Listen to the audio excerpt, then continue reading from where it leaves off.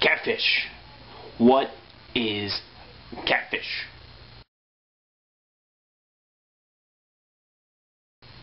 I know what you're thinking. Yes, it is something that swims in a river that we try and catch, and people who eat fish eat it. But there is a new film that is hitting the cinemas if you're lucky enough to catch it. It is also called Catfish. I had the opportunity to check it out just last night, so Rabid Nick Reefer is here to tell you what Catfish is all about. Kind of. I'm certainly not going to give away too much.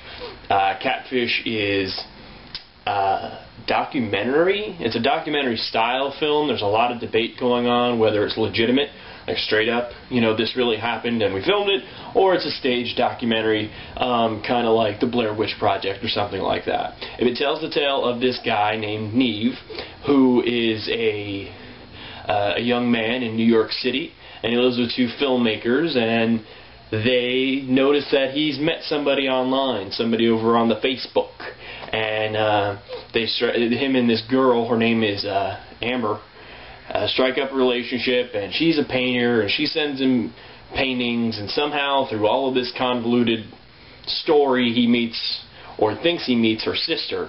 Obviously, when you're dealing with somebody online, you don't really know if you're meeting them or if they, you know, who exactly they really are. So it basically, on the surface, they sell it as a, ooh, what happens when you finally meet somebody in real life that you think you already know.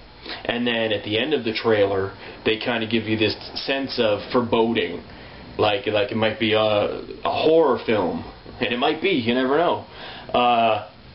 So it was very intriguing. So we rushed out to the cinema here in Tampa once we heard it was coming. And we demanded it. So if you are interested, make sure you go and demand it on the interwebs. Just go to Demand Catfish or something. So the intriguing thing about Catfish is how much they did hide in the trailer. I heard one review and it said, do not let anyone spoil this film for you. And I'm certainly not going to do it for you. And I'm glad I didn't, because, you know, what they did hold back made the picture. It made it what it was. And I will tell you, I enjoyed it thoroughly. It was very, it was unique, actually. It might not seem it if they sold it a different way, but the way they sold it, there actually is a twist in it. I would urge you to not go into it thinking you're going to get what you expect. And hopefully you won't be let down. Hopefully whatever you do expect versus what you get isn't that, you know, big of a difference, because I think you should check it out. You know, it is a human tale. How do we go from living a life in the real world to living on the internet, to being a part of the matrix, and then trying to switch it back around? How do we make those two worlds coexist?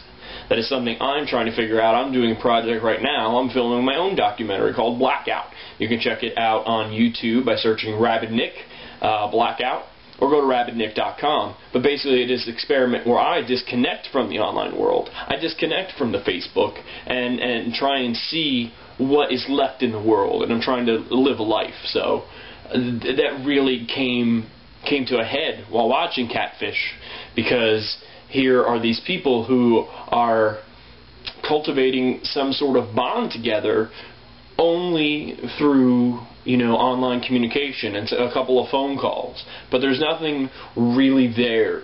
There's no connection in the real world. So, you know, where does it go?